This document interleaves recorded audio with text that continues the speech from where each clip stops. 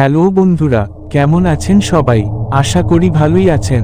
চলুন বেশি কথা না বাড়িয়ে এবার গল্পের জগতে ঢুকে পড়ি। অন্ধকার ঘনিয়ে আসছে, চারপাশ নিস্তব্ধ, কিন্তু সত্যিই কি আপনি একা রুমের মধ্যে আছেন? স্বাগতম জানাই আপনাদেরকে এই হরর ডোজ চ্যানেলে, যেখানে রাতের নিস্তব্ধতা ভেঙে ভয় ঢুকে পড়বে আপনাদের মনে। আমি আপনাদের জন্য এনেছি এক ভয়ঙ্কর গল্প, যা শুনতে শুনতে হয়তো বারবার পিছনে তাকানোর ইচ্ছা হবে আপনাদের। কিন্তু সাবধান, কেউ আপনার ওপর নজর রাখছে না তো? আলো নিভিয়ে দিন, কানেতে একটা হেডফোন পরুন, আর সাহস থাকলে চলুন ঢুকে পড়ি ভয়ের এক নতুন জগতে। আজকের গল্পের নাম নির্মন্ডা গ্রামের অভিশাপ। চলুন এবার গল্প শুরু করা যাক। গল্প। রাত তখন ঠিক 12টা বাজতে 5 মিনিট বাকি। চারদিকে একটা অস্বাভাবিক নীরবতা নেমে এসেছে। দূরে বাঁশবনের মধ্যে হালকা বাতাস দিচ্ছে, সাই সাই শব্দ, যেন মনে হচ্ছে কেউ ফিসফিস করে কথা বলছে। আকাশে চাঁদের আলোয় চারিদিক স্পষ্ট বোঝা যাচ্ছে, কিন্তু এই চাঁদের আলোয় গ্রামটা যেন আরো বেশি ভয়ঙ্কর লাগছে। নির্মুন্ডা গ্রাম নামটা যেমন অদ্ভুত, তার ইতিহাসও তেমনই ভয়ঙ্কর। কয়েক বছর ধরে প্রতি শনিবার রাতে গ্রামের একটি মানুষ নিখোঁজ হয়ে যায়। কেউ জানে না তারা কোথায় হারিয়ে যায়। এর মধ্যে আশ্চর্যের ব্যাপারটা হলো, কারো নিখোঁজ হওয়ার কোনো শব্দ বা চিৎকার শোনা যায় না। মানুষগুলো যেন এক নিমেষে উধাও হয়ে যায়। আজও শনিবার, গ্রামের সবাই তাই সন্ধ্যা নামতেই নিজেদের ঘরের দরজা আর জানালা বন্ধ করে বসে আছে। কেউ চুপচাপ প্রার্থনা করছে, কেউ আবার ভয়ে বিছানার নিচে লুকিয়ে বসে আছে। নির্মুন্ডা গ্রামে শনিবারের রাত মানেই আতঙ্ক। দিনের আলোতে গ্রামবাসীরা স্বাভাবিক জীবন যাপন করলেও, কিন্তু সন্ধ্যা নামতেই তাদের চোখে মুখে আতঙ্ক নেমে আসে। আজও তার ব্যতিক্রম নয়। রাত তখন 12টা বাজতে 5 মিনিট বাকি। চারদিকে একটা অস্বাভাবিক নীরবতা নেমে এসেছে। আকাশে চাঁদের আলো স্পষ্ট, সবার ঘরের দরজাগুলো বন্ধ, যেন গোটা গ্রাম ঘুমিয়ে পড়েছে। কিন্তু আদৌ কি সবাই ঘুমিয়েছে? না, তারা কেবল নিজেদের লুকিয়ে রেখেছে। দাদু, আজ কি সত্যিই কিছু হবে? 7 বছরের ছোট্ট নিলয় ফিসফিস করে জিজ্ঞেস করলো তার দাদুকে। তার দাদু বিরক্ত মুখে একবার ঘড়ির দিকে তাকালেন। সময় তখন রাত 11:57। চুপ কর নিলয়, কথা বললে ওরা শুনতে পাবে। কিন্তু নিলয় জানতো না ওরা কারা। তার মা বাবা তাকে কখনো বলেনি তাদের কথা, শুধু তারা বলেছে শনিবার রাতে ঘরের বাইরে বের হওয়া যাবে না। কিন্তু কেন? ঠিক এই সময় গ্রামের এক প্রান্তে হরিদাস চক্রবর্তী তার বাড়ির দরজায় দাঁড়িয়ে ভেতর থেকে চাবি দিচ্ছিলেন। তিনি জানেন এবার হয়তো তার পালা। তার স্ত্রী পদ্মিনী কাঁদছিলেন। তুমি দরজা খুলছো কেন? আমাকে এবার যেতে হবে পদ্মিনী, আমি আর পালাতে পারবো না। তিনি জানেন প্রতি শনিবার গ্রামের একজন নিখোঁজ হয়ে যায়। গ্রামে একটা অলিখিত নিয়ম আছে, যে মারা যাবে সে নিজেই চলে যাবে। কিন্তু কেন? পদ্মিনী তার স্বামীকে শক্ত করে জড়িয়ে ধরলেন। তুমি যাবে না, আমরা দরজা বন্ধ রাখবো, কিছু হবে না। হরিদাস তার স্ত্রীর কাঁধে হাত রাখলেন। না পদ্মিনী, আমরা দরজা বন্ধ রাখলেও লাভ নেই। যাদের যাওয়ার সময় হয়ে যায় তারা নিজের ইচ্ছাতেই চলে যায়। এটাই নিয়ম, এটাই অভিশাপ। এত বছর ধরে তিনি বেঁচে ছিলেন, হয়তো এবার তার পালা। রাত তখন ঠিক 12টা বাজল। সাথে সাথেই গ্রামের বাতাস ভারী হয়ে উঠল। হালকা শীতল অনুভূতি ছড়িয়ে পড়ল পুরো এলাকায়, যেন মনে হচ্ছে কোথাও কিছু নড়াচড়া করছে। বাঁশবন থেকে একটা কুকুরের চিৎকার ভেসে এলো এমন সময়। কিন্তু কুকুরের ডাকটা কোনো সাধারণ কুকুরের ডাক নয়, ডাকটি ছিল অনেক ভয়ানক। এরকম ভাবেই কিছু সময় অতিবাহিত হতে লাগলো। হরিদাস চক্রবর্তী সত্যিই নিখোঁজ হয়ে গেলেন সেই রাতে। গ্রামের অন্য প্রান্তে নিলয় অবাক হয়ে দেখল তার দাদু কাঁপতে কাঁপতে হাতে করে একটা মোমবাতি ধরালেন। তার এরকম করাতে নিলয় দাদুকে জিজ্ঞেস করল, দাদু কি হলো, কি হজ তোমার? দাদু ফিসফিস করে নিলয়কে বললেন, আজকেও গ্রামের একজন নিখোঁজ হয়ে গেল। এদিকে পদ্মিনী চক্রবর্তী চিৎকার ও কান্নাকাটি করছিলেন, কিন্তু কেউ তার পাশে এসে দাঁড়ালো না, কারণ সবাই জানে এটা ছিল তার স্বামীর নিয়তি। গ্রামে আবারও গভীর নীরবতা নেমে এলো। শুধু দূরে কোথাও অন্ধকারের ভেতর থেকে একটা কণ্ঠস্বর ভেসে আসছে। কণ্ঠস্বরটি এমন ছিল যেন মনে হচ্ছিল কেউ যেন গ্রামের মানুষদের কিছু বোঝানো বা বলার চেষ্টা করছে। আজ শনিবার, আজ থেকে প্রায় 6 দিন পর আবারও শনিবার আসবে, আর সেদিন সে এই গ্রামের আরও একজন মানুষকে সে নিজ মুত্তাইকার যাবে। গ্রামের চারিপাশ পুরো ফাঁকা, কেউ কোথাও নেই, চারিদিকে অন্ধকার আর অন্ধকার। আর এই অন্ধকারের বুক চিরে ভেসে আসছে শুধু পদ্মিনী চক্রবর্তীর কান্নার শব্দ। তার স্বামী হরিদাস চক্রবর্তী এক নিমেষে উধাও হয়ে গেছেন।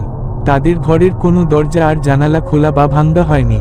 গ্রামের এতগুলো মানুষ রয়েছে এবং পদ্মিনীও সেখানেই ছিলেন, কিন্তু হরিদাস চক্রবর্তী উধাও হয়ে যাবার ঘটনাটা কেউ কিছু দেখতে পায়নি। কিন্তু সবাই জানে তিনি আর ফিরে আসবেন না। তিনি চিরতরে হারিয়ে গেছেন এই গ্রাম ও পৃথিবী থেকে।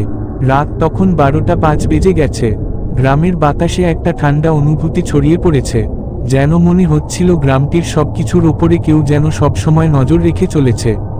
নিলয় চুপচাপ তার দাদুর পাশে বসে আছে। ছোট হলেও সে বুঝতে পারছিল কিছু একটা ভয়ঙ্কর ঘটনা ঘটতে চলেছে। হঠাৎ নিলয় তার দাদুকে জিজ্ঞেস করল, দাদু, তুমি ভয় পাচ্ছ নাকি? নিলয়ের দাদু নিলয়ের কথা শুনে তার দিকে তাকিয়ে ধীরে ধীরে মাথা নাড়লেন আর বললেন, ভয় পাই না রে ভাই, এতদিনে এই সবের অভ্যস্ত হয়ে গেছি। এবার নিলয় তার দাদুকে বলল, কিন্তু দাদু, হরিদাস কাকুকে কে নিয়ে গেল? তার এই কথা শুনে দাদু কিছুক্ষণ চুপ থেকে ফিসফিস করে বললেন, আমরা জানি না ভাই, তারা সবাইকে কোথায় নিয়ে যায়। আমি শুধু এটা জানি, এই অভিশাপ কোনোদিন শেষ হবে না। নিলয় তার দাদুর কাছ থেকে এই কথাগুলো শুনে তার দাদুকে কিছু বলল না। তার ছোট্ট মনেও একটা প্রশ্ন খচখচ করছিল, কি অভিশাপ, কিসের অভিশাপ, আর এই গ্রামে হচ্ছেটা কি? পদ্মিনী চক্রবর্তীর কান্না আর থামছিল না। ভয়ের কারণে গ্রামের কেউ তাকে সান্ত্বনাও দিতে আসেনি। সকাল হলে হয়তো সবাই আসবে, কিন্তু রাতে কেউ তাদের বাড়ির দরজা খুলে বাইরে বের হবে না। এটাই গ্রামের নিয়ম। পদ্মিনী দরজার সামনে হাঁটু গেড়ে বসে চিৎকার করছিলেন। ওই সময় হঠাৎ অন্ধকারের মধ্যে এক ঝলক একটা সাদা ছায়া তিনি দেখতে পেলেন। ছায়াটিকে দেখে পদ্মিনী খলখলিয়া হাসতে লাগলো। ছায়াটি যেন হরিদাসের মতো দেখতে লাগছে, কিন্তু সেটা হরিদাস না, সেটা ছিল একটা অদ্ভুত ছায়া মূর্তি, যা এক মুহূর্তের জন্য দেখা দিয়ে মিলিয়ে গেল পদ্মিনীর সামনে থেকে। এই ঘটনাটি দেখে পদ্মিনীর হাসি বন্ধ হয়ে গেল। হঠাৎ তার মনে হলো তার কাঁধে একটা ঠান্ডা হাতের ছোঁয়া, যেন কেউ তাকে ছুঁয়ে দেখছে।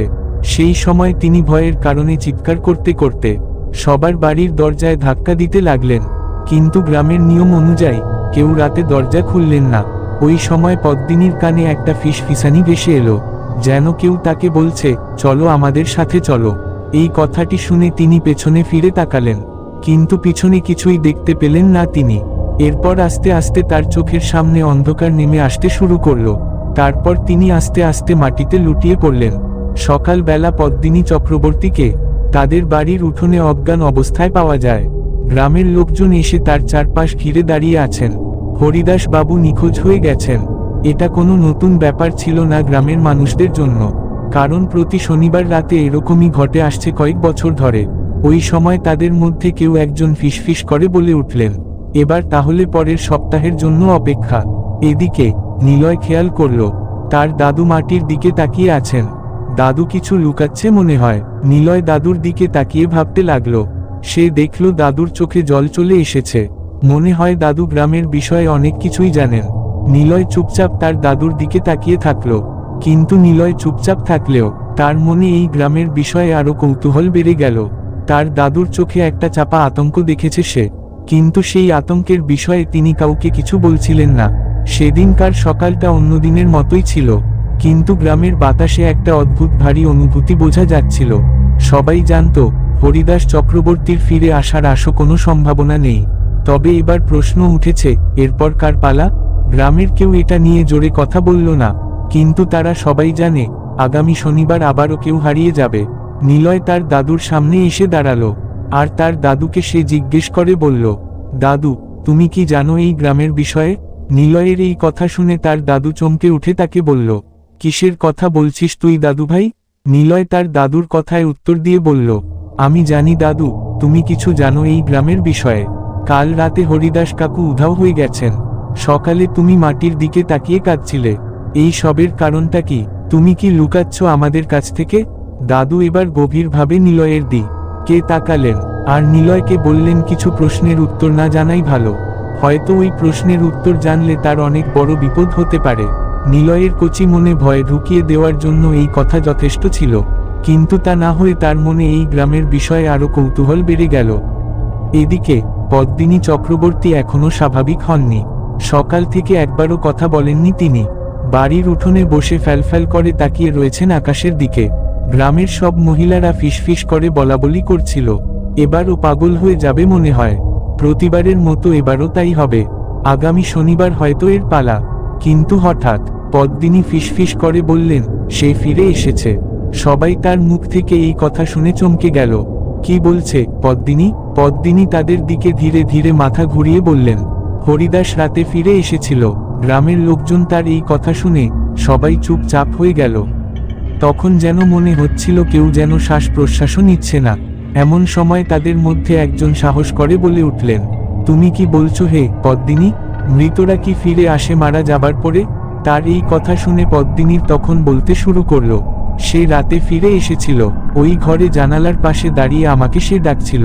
এইসব কথা শুনে নিলয় অবাক হয়ে তাকিয়ে থাকলো পদ্মিনীর দিকে। কিছুক্ষণ পদ্মিনীর দিকে তাকিয়ে থাকার পর সে তার দাদুকে জিজ্ঞেস করলো, দাদু এটা কি করে সম্ভব?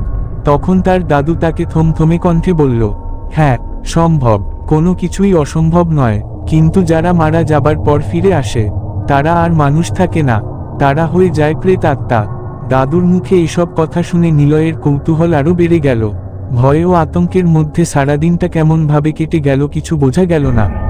রাতের বেলায় নিলয় বিছানায় শুয়ে কিছুতেই ঘুমোতে পারছে না, কারণ তার কৌতূহল আর তার জিজ্ঞাসা তাকে ঘুমাতে দিচ্ছে না। তাকে এই গ্রামের সত্যটা জানতেই হবে।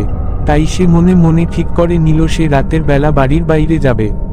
এইসব কথা ভাবতে ভাবতে হঠাৎ করে একটা অদ্ভুত শব্দ শুনতে পেল সে। যেন মনে হচ্ছে তার নাম ধরে কে যেন ডাক দিচ্ছে, নিলয়, ও নিলয়। এবার সে ধীরে ধীরে জানালার দিকে তাকালো। অন্ধকারের মধ্যে একজোড়া লালচে চোখ তার দিকে তাকিয়ে আছে। নিলয় জানালার দিকে এক দৃষ্টিতে তাকিয়ে রইল। তার শরীর যেন অবশ হয়ে গেছে। অন্ধকারে কিছু স্পষ্ট দেখা যাচ্ছে না, কিন্তু সে অনুভব করতে পারছে কেউ তাকে দেখছে আর ফিসফিস করে তাকে বলছে, নিলয় তুমি দরজা খোলো। কণ্ঠস্বরটা যেন নিলয়ের খুব পরিচিত লাগছিল। নিলয় থরথর করে কাঁপতে কাঁপতে নিচে তাকালো। এতক্ষণে সে বুঝতে পারল ওই কণ্ঠস্বর আর কারো নয়, ওটা হরিদাস কাকার। কিন্তু এটা কিভাবে সম্ভব? এই কথা ভেবে নিলয় তার দাদুর ঘরে দৌড়ে চলে যায়। দাদুর ঘরে গিয়ে সে দাদুকে বলে, দাদু, দরজার বাইরে কেউ দাঁড়িয়ে আছে। দাদু তার কথা শুনে ধীরে ধীরে উঠে বসলেন, কিন্তু কোনো কথা বললেন না। তার চোখে কোনো বিস্ময় ছিল না, যেন তিনি জানতেন এটা হবেই। কিছুক্ষণ চুপচাপ বসে থাকার পর দাদু নিলয়কে জিজ্ঞেস করলেন, কেউ ডাকছে তাই তো? নিলয় কাঁপতে কাঁপতে মাথা নেড়ে উত্তরে হ্যাঁ বলল। তারপর তার দাদু একটা জোরে নিঃশ্বাস ফেলে বললেন, তুইও কি ওদের আওয়াজ শুনতে পেয়েছিস? তার মানে তুইও ওদের তালিকায় আছিস রে নিলয়। দাদুর মুখে এসব কথা শুনে নিলয় হতভম্ব হয়ে গেল। এরপর দাদু নিলয়কে ধীর কণ্ঠে বললেন, যাদেরকে নিয়ে যাওয়া হয় তারা মারা যাওয়ার পর তারা চেষ্টা করে কাউকে তাদের সঙ্গে নিয়ে যাবার জন্য। তবে কি ওটা হরিদাস কাকা ছিল? দাদু মাথা নাড়লেন, না, এটা ওর ছায়া মাত্র। ও যা ছিল সেটা আর নেই। নিলয়ের শরীরে হিমস্রোত বয়ে গেল। বাইরে তখনও সেই ফিসফিসানি শোনা যাচ্ছে, নিলয়, আমার কথা শুনে দরজা খোলো, আমি তোমার হরিদাস কাকা। নিলয় কান বন্ধ করে ফেলল। কিন্তু সে জানত কিছু একটা ঘটতে যাচ্ছে। সকালবেলা নিলয় ঘুম থেকে উঠে দেখল দাদু খুব ভোরে কোথাও বেরিয়ে গেছেন। সারা রাত সে আতঙ্কে জেগেছিল, আর এখন দাদু নেই। নিলয় দৌড়ে বাইরে গেল। গোটা গ্রাম এখনো নিস্তব্ধ, কিন্তু হঠাৎ গ্রামের মাঝখানে ভিড় দেখে সে থমকে দাঁড়ালো। গ্রামের লোকজন ঘিরে দাঁড়িয়ে আছে একটি মৃতদেহে। ব্যাপারটা নিলয় বুঝতে পেরে তার নিঃশ্বাস বন্ধ হয়ে এলো। সে ধীরে ধীরে ওই দিকে এগিয়ে গেল। মাটিতে পড়ে থাকা লোকটা আর কেউ নয়, তার নিজের দাদু। নিলয়ের পা যেন মাটিতে আটকে গেল। তার দাদু মাটিতে নিথর পড়ে আছেন। চারপাশের মানুষজন ফিসফিস করছে।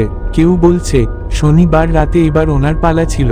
কেউ আবার বলছে কিন্তু উনি তো হারিয়ে যাননি, তাহলে উনাকে এখানে মৃত পাওয়া গেল কেন? নিলয় বোঝার চেষ্টা করছিল, কিন্তু তার মাথা যেন কোনো কাজ করছিল না। গত রাতে দাদু কি জানতেন কিছু একটা ঘটবে?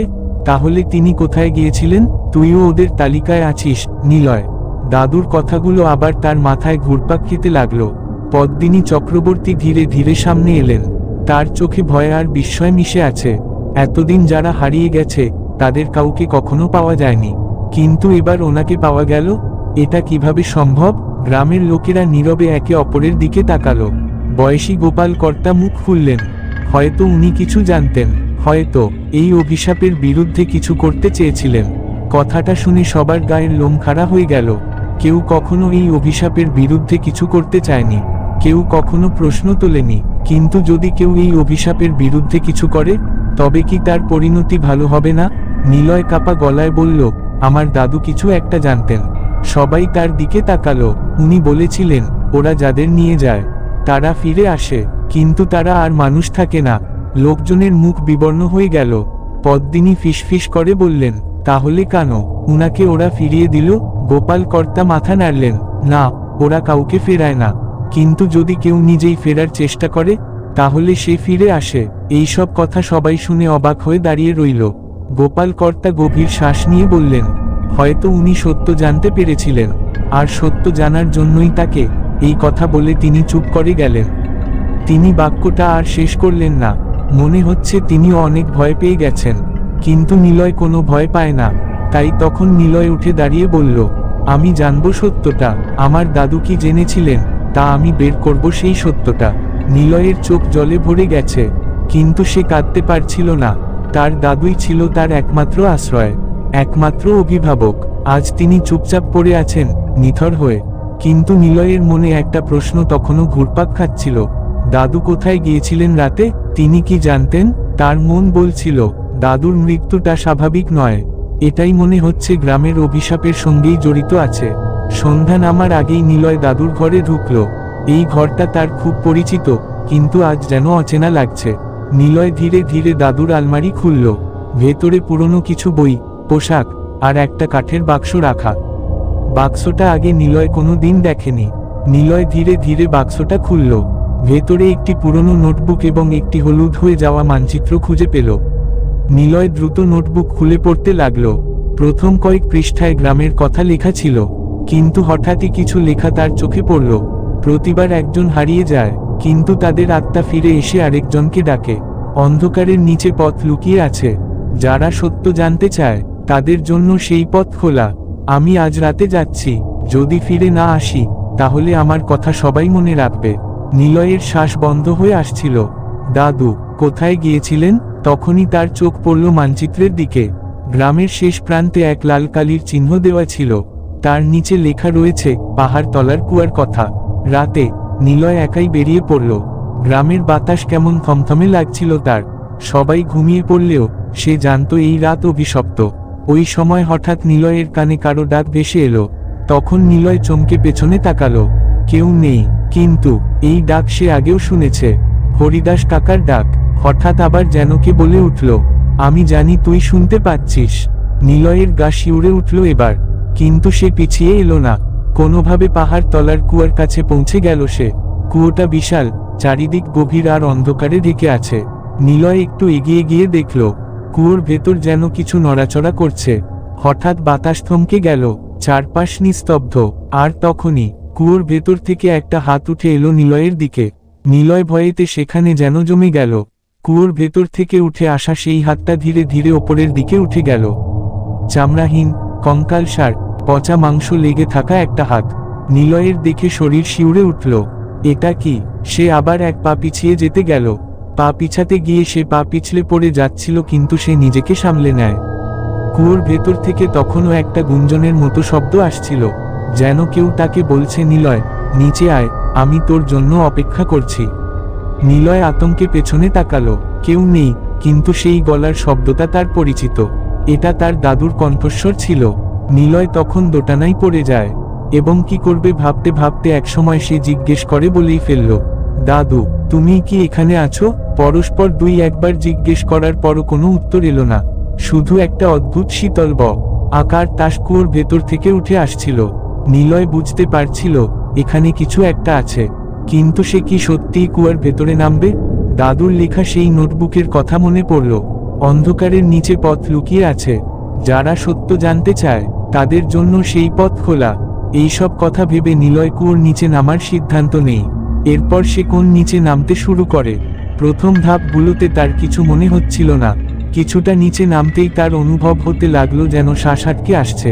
কিন্তু নিলয় সেখানে থামবে না। সে ধীরে ধীরে কুয়োর দেয়াল ধরে নিচের দিকে নামতে থাকে। এক সময় সে কুয়োর ভিতরে পৌঁছে যায়। ভেতরে পুরো অন্ধকার, শুধু তার হাতের টর্চের আলোতে একটুখানি পথ দেখতে পেল সে। নিচে নামার সঙ্গে সঙ্গে বাতাস যেন ভারী হয়ে গেছে এইখানকার। চারপাশের দেয়ালে অদ্ভুত সব চিহ্ন আঁকা। হঠাৎ নিলয়ের কাঁধে ঠান্ডা একটা বাতাস লাগলো।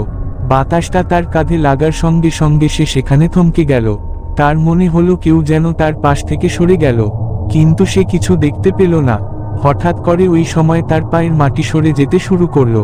তার পায়ের নিচের মাটি সরে যাবার সঙ্গে সঙ্গে নিলয় এক অদ্ভুত গুহায় গিয়ে পড়ল। সে মাটিতে আছড়ে পড়ল, কিন্তু সে একটা ব্যাপার লক্ষ্য করল। সে মাটিতে আছড়ে পড়লেও কিন্তু এই জায়গার মাটিটা শক্ত ছিল না। সে চারিদিকে দেখতে শুরু করে মৃদু আলোর সাহায্যে। সে একটা প্রাচীন গুহার মধ্যে আটকা পড়েছে।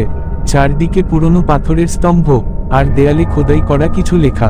নিলয় আলতো করে হাত বুলিয়ে পড়তে চেষ্টা করল। নির্মুণ্ডার অভিশাপ শুরু হয়েছিল এক পাপের মাধ্যমে। পাপ? কি পাপ? তখনই দূর থেকে একটা শব্দ এলো, খটখট শব্দ করে, যেন মনে হচ্ছে কেউ একজন হেঁটে তার দিকে আসছে। নিলয়ের শ্বাস বন্ধ হয়ে আসছিল। গুহার আধারের মধ্যে একটা আবছা ছায়া হেঁটে আসছে। কেউ বা কিছু আসছে, সে সেটা বুঝতে পারছে। তার হাতে থাকা টর্চের আলোতে কিছুক্ষণ আগেই সে এক ভয়ঙ্কর লেখা পড়েছিল। নির্মুণ্ডার অভিশাপ শুরু হয়েছিল এক পাপের মাধ্যমে। কিন্তু কি সেই পাপ? কেন প্রতি শনিবার রাতে একজন মানুষ হারিয়ে যায়? এই প্রশ্নের উত্তর না পাওয়া পর্যন্ত নিলয় থামবে না। নিলয় দেওয়ালের আড়ালে চাপা শ্বাস নিয়ে দাঁড়িয়ে রইল। ধীরে ধীরে সেই খটখট আওয়াজ আরও কাছে আসছিল তার।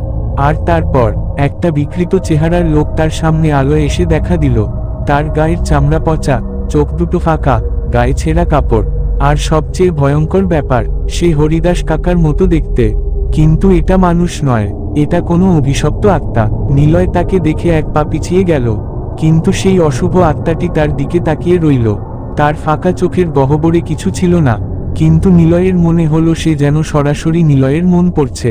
তার বিকৃত ঠোঁট দুটো নড়তে শুরু করলো, যেন সে নিলয়কে বলছে, নিলয়, তুমি চলে এসেছ।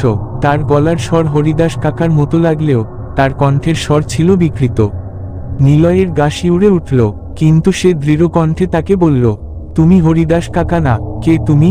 সেই আত্মা হাসল, আমি সেই, যাকে এখনো ফিরতে দেওয়া হয়নি। নিলয়ের মেরুদণ্ড দিয়ে ঠান্ডা স্রোত বয়ে গেল।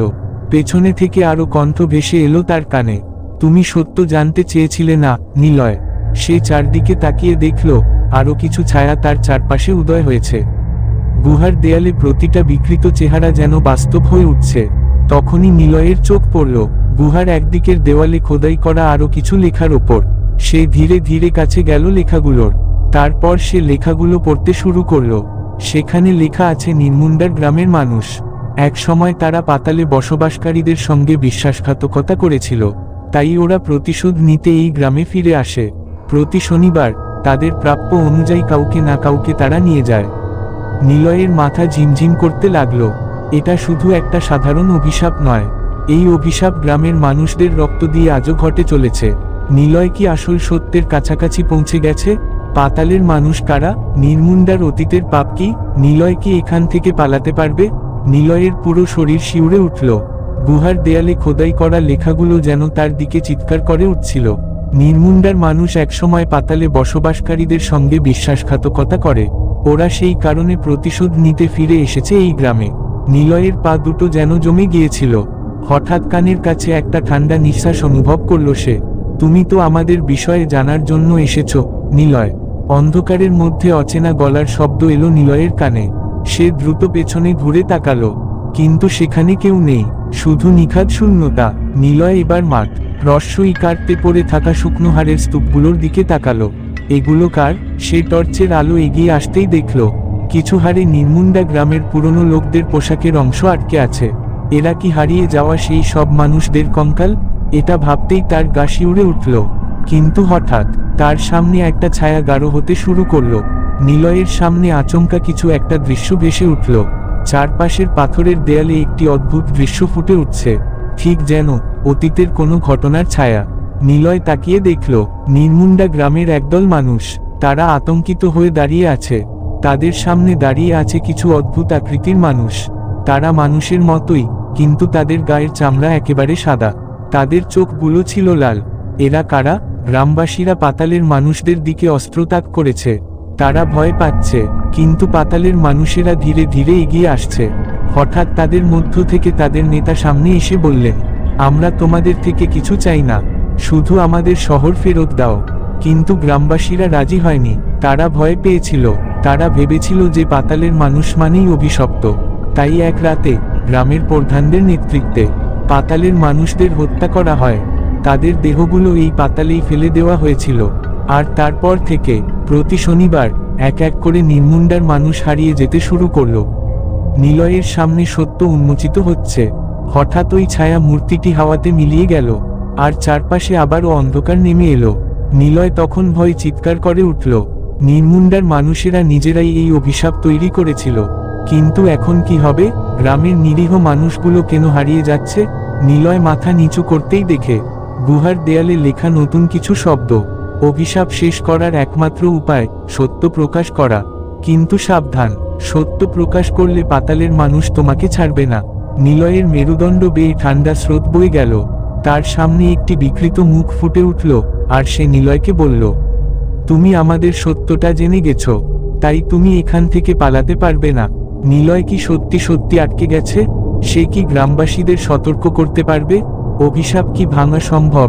না, নাকি সম্ভব নয়? সে ধীরে ধীরে পিছিয়ে যেতে লাগলো, কিন্তু পেছনেও সেই একই রকম অন্ধকার। সামনে সেই বিকৃত মুখটা এখনো ভাসছে। তার শূন্য চোখ দুটো নিলয়ের মনের গভীরতম ভয়কে পড়ে নিচ্ছে। তুমি আমাদের সত্যটা জেনে গেছ, তাই তুমি এখান থেকে আর পালাতে পারবে না। কণ্ঠস্বরটা যেন তার মাথার ভেতরে ক্রমাগত ধাক্কা মেরে চলেছে। এবার নিলয় তার হাতের টর্চটা শক্ত করে ধরল, আর দৌড়ে বের হওয়ার রাস্তা খুঁজতে লাগলো। কিন্তু সে যেদিকেই তাকাচ্ছে, সেদিকে শুধু নির্জন অন্ধকার আর বিকৃত ছায়া মূর্ত। হঠাৎ সে অনুভব করল তার পায়ের নিচে মাটি কিছুটা নরম হয়ে গেছে। নিলয় তাকিয়ে দেখল মাটির নিচে একটা পুরনো কাঠের দরজা। এতক্ষণ কেন তার চোখে পড়েনি? সে দ্রুত টর্চের আলো ফেলে দেখল দরজার গায়ে প্রাচীন কিছু লেখা খোদাই করা রয়েছে। সেখানে লেখা আছে, এটাই হলো একমাত্র এই অভিশাপের হাত থেকে বাঁচার পথ। কিন্তু একবার এই পথে প্রবেশ করলে এখান থেকে ফেরার পথ থাকবে না। নিলয়ের বুক কেঁপে উঠল লেখাটি পড়ে। কিন্তু সে জানত এই অভিশাপের রহস্য উন্মোচন করতে হলে তাকে এই পথেই যেতে হবে। সে গভীর শ্বাস নিল আর হাত বাড়িয়ে দরজাটা খুলল। দরজাটা খুলতেই একটা গা ছমছমে ঠান্ডা বাতাস এসে নিলয়ের মুখে লাগল। নিচে সরু এক সুড়ঙ্গ নেমে গেছে, অন্ধকার আর কুয়াশায় ঢাকা।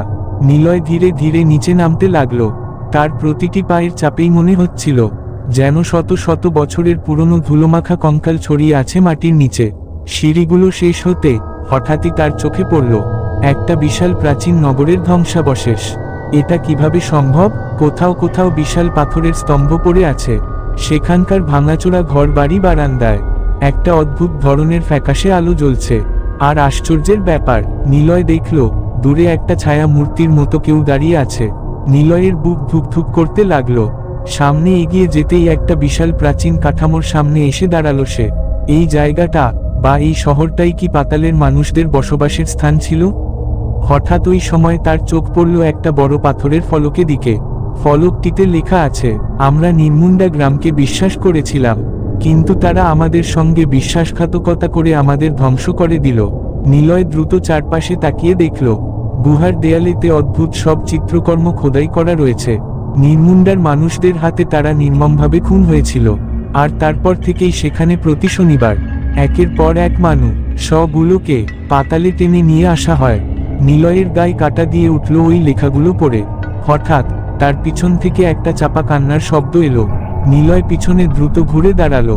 অন্ধকারের মধ্যে থেকে কয়েকটি ছায়া মূর্তি এগিয়ে আসছে তার দিকে। তারা ধীরে ধীরে কাছে আসছে। তাদের চোখ ফ্যাকাশে, গায়ের চামড়া সাদা, আর মুখগুলো অস্বাভাবিকভাবে লম্বা। তাদের মধ্যে একজন সামনে এসে নিলয়ের দিকে তাকালো। তার ঠোঁট দুটো সামান্য একটু নড়ে উঠল। সে নিলয়কে বলতে লাগলো, তুমি এখানে চলে এসেছ, কিন্তু এখান থেকে ফিরতে পারবে না। তোমার অবস্থাও আগের সবার মতো হবে। তার মুখে এই কথা শুনে নিলয়ের শরীর তখন শক্ত হয়ে গেল। তারা যদি তাকে এখানে আটকে ফেলে, তাহলে সেও কি সবার মতো হারিয়ে যাবে? না, সে কোনোভাবেই এখানে হারিয়ে যেতে পারে না। সে কি এই সত্যটা গ্রামের মানুষের কাছে পৌঁছে দিতে পারবে? না, এই অভিশাপ আর কোনোদিন থামাতে পারবে না। তাহলে কি নির্মুণ্ডার মানুষেরা এক এক করে এই পাতালে হারিয়ে যাবে? আর সবচেয়ে বড় প্রশ্ন, এই পাতালের মানুষরা আসলেই কি অভিশপ্ত, নাকি তারাই এই গ্রাম থেকে প্রতারিত হয়েছিল? নিলয়ের সময় ফুরিয়ে আসছে, তার নিঃশ্বাস ভারী হয়ে আসছিল। তার চারপাশে পাতালের মানুষরা ধীরে ধীরে ঘিরে ফেলছে। তারা হাঁটছে খুব ধীরে ধীরে, কিন্তু তাদের চোখে একটা অস্বাভাবিক জ্বলজ্বলে ভাব, যেন তারা অনেক আগে থেকেই তাকে দেখেছে বা চিনেছে, আর এখন তারা তাকে এই পাতালে নিয়ে এসেছে। নিলয়ের মনে একটাই প্রশ্ন, এরা কি অভিশপ্ত, নাকি এরা খালি প্রতিশোধ নিতে এসেছে এই গ্রামে? সে জানে, সে যদি এখান থেকে পালাতে না পারে, তাহলে সেও হারিয়ে যাবে আগের নিখোঁজ হওয়া শত শত মানুষের মতো। একটা পথ খুঁজতে হবে। নিলয় হাতের টর্চটা আরো শক্ত করে ধরল, চারপাশে তাকিয়ে দেখল পাতালের মানুষরা ধীরে ধীরে ঘিরে আসছে তাকে। এমন সময় সে হঠাৎ একটি সরু পথ দেখতে পায়। পথটি একটা গুহার ভেতরে ঢুকে গেছে। তাকে ওই দিকেই যেতে হবে এই পাতাল থেকে বের হওয়ার জন্য।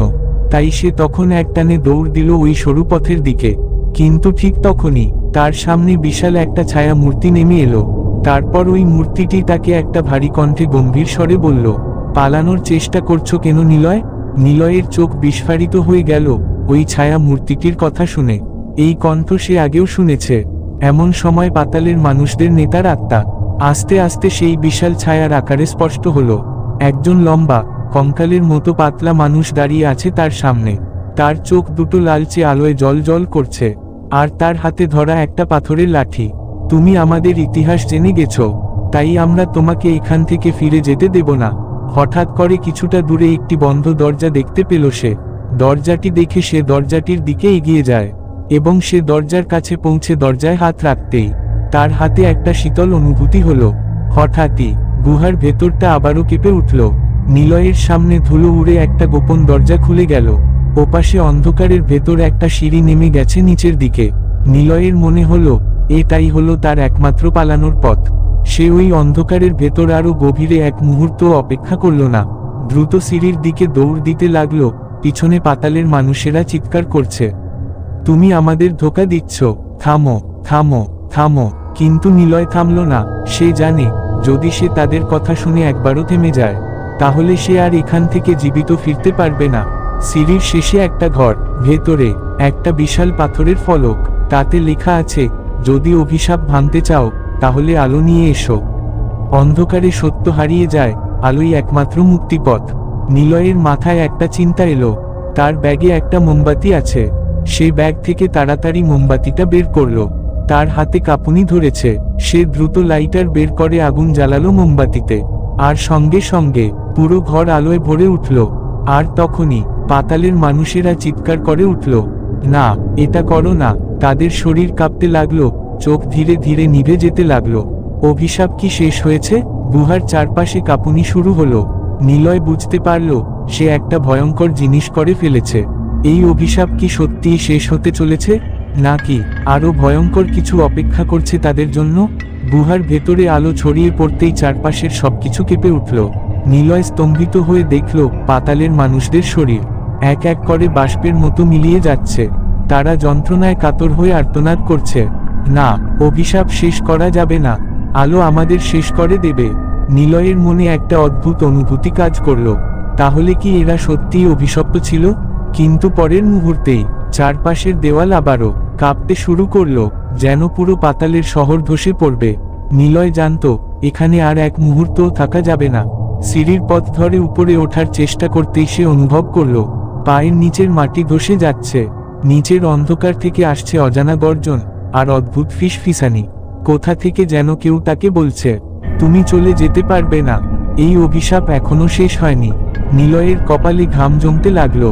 এই ভয়ঙ্কর আওয়াজগুলো সত্যি নাকি, না কেবল তার কল্পনা ছিল? তখন আর এইসব ভাবার সময় নেই। সে শক্ত করে টর্চের আলো ধরে উপরের দিকে উঠতে লাগলো। উপরের দিকে উঠতে উঠতে পিছন ফিরে তাকিয়ে দেখল গুহার একদম শেষ প্রান্তে দাঁড়িয়ে আছে একটা বিশাল কালো অবয়ব। তার চোখ দুটো অগ্নির মতো জ্বলছে, আর মুখ থেকে ধোঁয়ার মতো কিছু বেরোচ্ছে।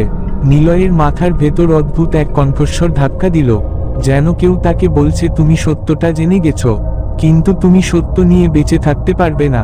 নিলয় অনুভব করল তার শরীর ক্রমশ ভারী হয়ে যাচ্ছে, হাত পা শক্ত হয়ে যাচ্ছে, যেন কোনো অলৌকিক শক্তি তাকে আটকে ফেলছে। কিন্তু না, সে এখানে মরতে আসেনি। সে দ্রুত ব্যাগের ভেতর হাত দিল। মোমবাতির আগুন এখনো জ্বলছে, আলোই একমাত্র মুক্তিপথ। সে তড়িঘড়ি করে মোমবাতিটা সামনে ধরল। আগুনের আলো ঠিক সেই কালো অবয়বের গায়ে পড়তেই একটা বিকট চিৎকারার শব্দ শোনা গেল। সেই অবয়বটি যেন আগুনের শিখার মধ্যে পড়তে শুরু করেছে। পাতালে চারপাশের দেয়াল আরো জোরে কেঁপে উঠল, আর সাথে সাথে গুহার এক পাশের দেওয়াল ভেঙে গেল। নিলয় কিছু বুঝে ওঠার আগেই সে অনুভব করল সে একটা প্রবল বাতাসের টানে উপরের দিকে উঠে যাচ্ছে। তার চারপাশের সবকিছু ঘুরছে, নীল আলো আর কুয়াশার মধ্যে সবকিছু হারিয়ে যাচ্ছে। হঠাৎই সে দেখল সে গ্রামের পুরনো মন্দিরের বারান্দায় পড়ে আছে। চারপাশে গভীর রাত, গা ছমছমে পরিবেশ, আর দূরে ভোরের আলো ফুটতে শুরু করেছে। সে কি আসলেই ফিরে এসেছে? কিন্তু তার শরীর কাঁপছিল, কারণ সে অনুভব করছিল কিছু একটা এইখানেও তার সাথে এসেছে। গ্রামের দিকে তাকিয়ে সে দেখতে পেল সেই কালো ছায়াটা এখনো তার পেছনে দাঁড়িয়ে আছে। এই অভিশাপ কি সত্যিই শেষ হলো, নাকি নির্মুণ্ডা এখনো কোনো ভয়ঙ্কর কোনো ভবিষ্যতের দিকে এগিয়ে যাচ্ছে? নিলয় নিঃশ্বাস নিতে পারছিল না, তার শরীর ঠান্ডা হয়ে আসছে, কারণ সে অনুভব করতে পারছে সেই কালো ছায়াটা ঠিক তার পেছনেই দাঁড়িয়ে আছে। সে আস্তে আস্তে পিছন ফিরে তাকালো, কিন্তু কিছুই নেই। তাহলে এই অদ্ভুত অনুভূতি কেন? তার মনে হচ্ছিল কেউ যেন তাকে অনুসরণ করছে, কিন্তু চোখে কিছুই ধরা পড়ছে না। সে বুঝতে পারছিল এই অভিশাপটি হয়তো এখনো শেষ হয়নি। গ্রামের মানুষদের সতর্ক করার জন্য নিলয় দ্রুত মন্দিরের চাতাল থেকে নেমে এলো। গ্রামে ফিরে যেতে হবে, সবাইকে সতর্ক করতে হবে। সে সেখান থেকে দৌড় দিল। রাস্তায় দৌড়াতে দৌড়াতে সে দেখে পুরো গ্রাম তখনও নিস্তব্ধ, কিন্তু কিছু একটা অস্বাভাবিক লাগছে। গ্রামের বাতাসে একটা গন্ধ ভাসছে, জ্বলন্ত কাঠের গন্ধ। হঠাৎই দূরে কুয়াশার মধ্যে কিছু আলো দেখা গেল। গ্রামের মোড়ে অনেক মানুষ জড়ো হয়েছে। নিলয় দৌড়ে সেখানে গিয়ে যা দেখল তাতে তার মাথাটা ঘুরে গেল। গ্রামের পুরনো পুকুরের পাশে একটা ছোট ঘর আগুনে জ্বলছে। মানুষেরা ভয়ে দূরে দাঁড়িয়ে আছে, কেউ আগুন নেভানোর চেষ্টা করছে না। নিলয় একজনের কাঁধ ধরে জিজ্ঞেস করল, এখানে আগুন লাগলো কিভাবে? এক বৃদ্ধ তাকে কাঁপতে কাঁপতে বললেন, আমরা জানি না, আগুন নিজে নিজেই লেগে গেছে। কেউ ঘরের ভেতরে ছিল না, কিন্তু আমরা একটা অবয়ব দেখতে পাচ্ছিলাম। নিলয়ের শরীর কেঁপে উঠল। তাহলে কি সেই অভিশপ্ত ছায়া মূর্তিটি এখন গ্রামে এসেছে? অভিশাপ কি ছড়াতে শুরু করেছে? নিলয়ের মনে পড়ল সে যখন গুহা থেকে বেরিয়ে এসেছিল, তখন সে অনুভব করেছিল কিছু একটা তার সাথে এসেছে। এখন কি সেই ছায়া পুরো গ্রামে ছড়িয়ে পড়তে শুরু করেছে? গ্রামের লোকেরা ফিসফিস করে কথা বলছে, নতুন কোনো অভিশাপ নেমে এসেছে। নিলয় তখন ভাবল সে এখানেও যদি কিছু না করে তাহলে পুরো গ্রাম ধ্বংস হয়ে যাবে। কিন্তু সে কি করতে পারে? গুহায় সে একটা বাক্য দেখেছিল, সত্য প্রকাশ করলেই অভিশাপ শেষ হবে। তাহলে কি তাকে গুহার গভীরে ফিরে গিয়ে আরো কিছু খুঁজতে হবে?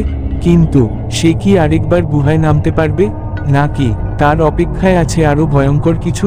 নিলয় বুঝতে পারছিল এই আগুন কোনো সাধারণ ঘটনা নয়, এটি সেই অভিশপ্ত শক্তিরই অংশ যা সে পাতালপুরীতে দেখেছিল। কিন্তু এখন প্রশ্ন একটাই, এই অভিশাপ কি আদৌ শেষ করা সম্ভব?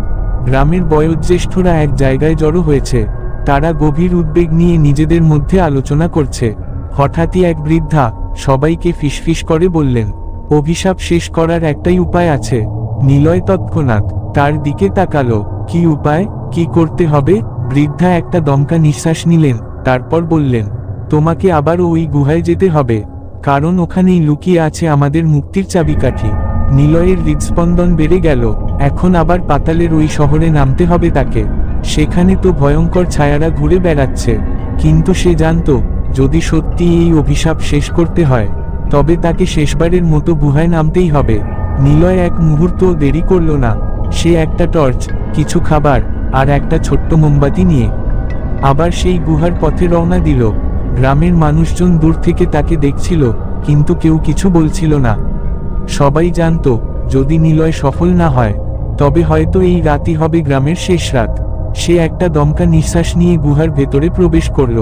চারপাশের দেয়ালে সেই আগের মতো অদ্ভুত অক্ষর খোদাই করা। এবার সে বুঝতে পারল দেয়ালের লেখাগুলো আসলে একটা রহস্যময় ভাষা। এগুলো কি সতর্কবার্তা ছিল, নাকি মুক্তির সূত্র সেটা সে জানে না। নিলয় দেয়ালের লেখাগুলো পড়ার চেষ্টা করল। অবশেষে সে একটা লাইন বুঝতে পারল। সেখানে লেখা আছে, অভিশাপ শেষ করতে হলে উৎসে আগুন জ্বালাও। উৎস কোথায়?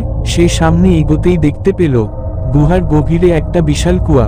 কুয়ার ভিতরটাই ছিল গা ছমছমে অন্ধকার, আর কুয়ার ভেতর থেকে আসছে কারো শ্বাস প্রশ্বাস নেয়ার মতো শব্দ। এটাই কি সেই অভিশপ্ত শক্তির মূল উৎস? নিলয় বুঝতে পারল এই কুয়ার ভেতরেই আছে সেই কালো ছায়ার আসল বাসস্থান। নিলয় এক মুহূর্ত সময় নষ্ট করল না। সে ব্যাগ থেকে মোমবাতিটা বের করল। তারপর সে একটা লাঠির সাহায্যে আগুন জ্বালালো। তারপর সে একটা গভীর শ্বাস নিয়ে সেই আগুনটা কুয়ার মধ্যে ছুড়ে দিল। ঠিক তখনই একটা বিকট চিৎকারে সমস্ত গুহা কেঁপে উঠল। কুয়ার ভেতর থেকে কালো ধোঁয়ার মতো কিছু বেরিয়ে আসতে লাগলো, আর তার সাথে সাথে গুহার দেয়াল ধসে যেতে লাগলো। নিলয় পেছনে দৌড় দিল। তার চারপাশে ধুলো উড়ছে, পাথর ভেঙে পড়ছে, কিন্তু সে থামল না। শেষ মুহূর্তে সে গুহার বাইরে লাফ দিল। তারপরই এক বিস্ফোরণের শব্দ শোনা গেল গুহার মধ্যে। গুহার প্রবেশপথ সম্পূর্ণভাবে বন্ধ হয়ে গেল। অভিশপ্ত কুয়ার পথ চিরতরে হারিয়ে গেল। নিলয় ধুলায় ঢেকে শুয়ে রইল কিছুক্ষণ। তারপর ধীরে ধীরে সে চোখ খুলল। শান্ত, চারপাশে এক অদ্ভুত নীরবতা। এখন আর কোনো ছায়া নেই, কোনো ফিসফিসানিও নেই, শুধু বাতাসে একটা অনুভূতি, অভিশাপ শেষ হয়েছে। নিলয় গ্রামেতে ফিরে এলো। এই প্রথমবার গ্রামে কোনো গা ছমছমে অনুভূতি নেই, কোনো অদ্ভুত ছায়া বা ভয়ঙ্কর আওয়াজ নেই। সকাল হতে চলেছে, আকাশে সূর্য উঠছে।